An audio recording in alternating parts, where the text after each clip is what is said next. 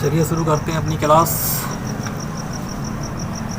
महात्मा बुद्ध के बारे में पढ़ा रहे थे। कल की वीडियो में बता दिया था कि महात्मा बुद्ध का जो धर्म था, महात्मा बुद्ध का जो धर्म था वो दो शाखाओं में डिवाइड हो गया था। और कौन सी संगीति में हुआ था? चौथी बौद्ध संगीति जो हुई थी उसमें पहली बौद्ध संगीति कब हुई थी? वो हुई थी अपने 483 ईसा पूर्व में पहली बौद्ध संगीति हुई थी। ठीक है, 483 ईसा पूर्व में पहली बौद्ध संगीति हुई थी। दूसरी बौद्ध संगीति कब हुई थी? 383 में हुई थी। और तीसरी हुई थी 255 में। और चौथी बौद्ध संगीति जो हुई थी वो पहली सदी में हुई थी। तो जो पहली सदी में हुई थी उस समय राजा कौन था? कनिष्क था। ठीक है ना, मतलब उसको द्वितीय अशोक बोलते थे। तो कनिष्क राजा था और द्वितीय अशोक भी उसी को बोलते हैं। तो कनिष्क के समय में जो बौद्ध धर्म था वो दो भागों में डिवाइड हो गया था। ठीक है, एक हो गया था महायान और एक हो गया था अपना हीनयान। तो जो हीनयान था, हीनयान वैसा की वैसा ही रहा। हीनयान वालों ने कहा कि यार देखो, जो भी महात्मा बुद्ध ने कहा है हम उसमें कोई परिवर्तन नहीं करेंगे। ठीक है, हम उसको वैसे ही फॉलो करेंगे। मगर महायान वालों ने कहा कि देखो, परिवर्तन तो करना चाहिए, है ना, परिवर्तनशील दुनिया भी है तो परिवर्तन तो होना चाहिए समय के साथ साथ। तो महायान के अंदर परिवर्तन कर दिया गया। तो जैसे कि बुद्ध ने कहा था, जैसे कि आपको क्या है, शराब नहीं पीना है, ठीक है, नाचना नहीं है ना, तो ये बहुत सारी चीज़ें बताई थी। कर्मकांड नहीं करना है, मूर्ति पूजा नहीं करना है, तो ये सारी चीज़ें नहीं थी। मगर जब दो शाखाओं में टूटा तो हीनयान वालों ने तो वैसा की वैसे ही रहने दिया, मगर हीनयान वालों ने रहने दिया वैसा की वैसा। जो महायान था, महायान वालों ने एक कर्मकांड चालू कर दिए, मूर्ति मूर्ति पूजा चालू कर दी है। थोड़ी बहुत शराब भी पीने लगे ये लोग। और फिर ये नाचना वाचना में प्रतिबंध लगा था डांस के ऊपर, तो ये नाचना भी इन्हें चालू कर दिया।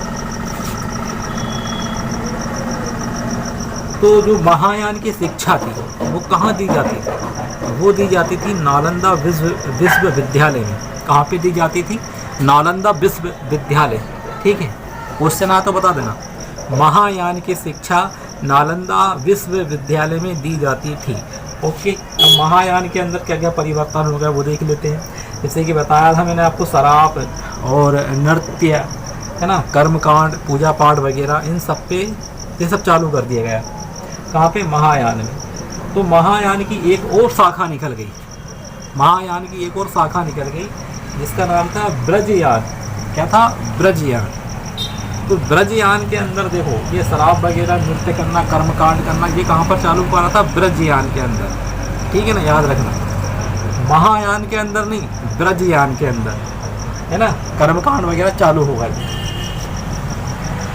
और जो भागलपुर के अंदर जो भागलपुर है, भागलपुर के अंदर जो विश्वविद्यालय है, विक्रमशिला विश्वविद्यालय। कौन सा विश्वविद्यालय? भागलपुर में है विक्रमशिला विश्वविद्यालय, जहाँ पर ब्रजयान की शिक्षा दी जाती थी। ठीक है, अच्छा, और भी देश हैं यहाँ से ये शिक्षाएँ ली है। जैसे हम बात करते हैं तिब्बत के अंदर भी ब्रजयान शिक्षा आज भी फॉलो करते हैं। तिब्बत के बाद चाइना चली आई है, चाइना के अंदर भी कौन सी शिक्षा को फॉलो करते हैं वो लोग? तो चाइना के अंदर 30% ही फॉलो करते हैं, बौद्ध धर्म को मानते हैं 30% ही, है ना, कोई ब्रजयान को। और बाकी तो सब नास्तिक है, सब कजन क्या खा जाते हैं, चमगार वाला कुत्ता, बिल्ली, सुंगर, सांगर, जो मिल जाए वो खा जाते हैं। नास्तिक लोग हैं वहाँ पर। तो 30% लोग वहाँ ऐसे हैं जो बौद्ध धर्म को मानते हैं। ठीक है, तो ब्रजयान की शिक्षा भागलपुर के विक्रमशिला विश्वविद्यालय में दी जाती। और तिब्बत, चाइना, थाईलैंड, म्यांमार, यहाँ पर ब्रजयान की शिक्षाओं को फॉलो किया जाता है।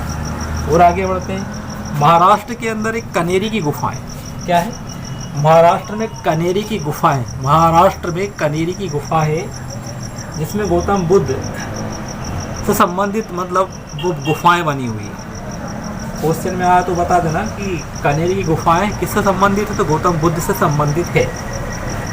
वहाँ पर 11 सिर और 4 भुजाएं वाले मतलब गौतम बुद्ध की प्रतिमा वगैरह बनी हुई है।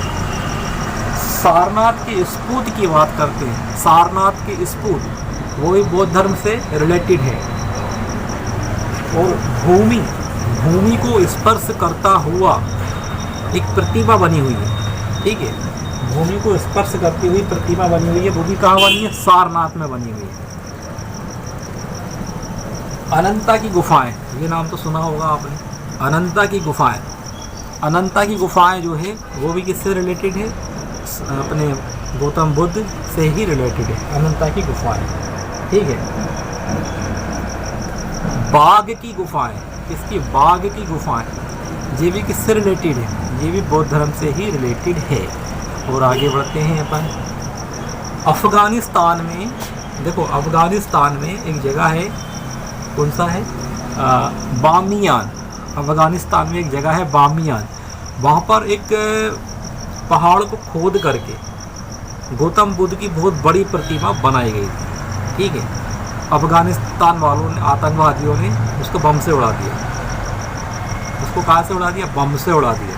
सोचो, अगर जो अफ़गानिस्तान वाले उस मूर्ति को बढ़िया और संरक्षण दे देते हैं, बढ़िया तरीके से और सजा सुजू देते हैं, तो वहाँ पर जो लोग आते हैं ना घूमने के लिए, टूरिस्ट वगैरह, तो वो टूरिस्ट लोगों की वजह से ही ना पाकिस्तान बहुत पनप जाता। और इनको कौन समझाएगा इन बेलों को?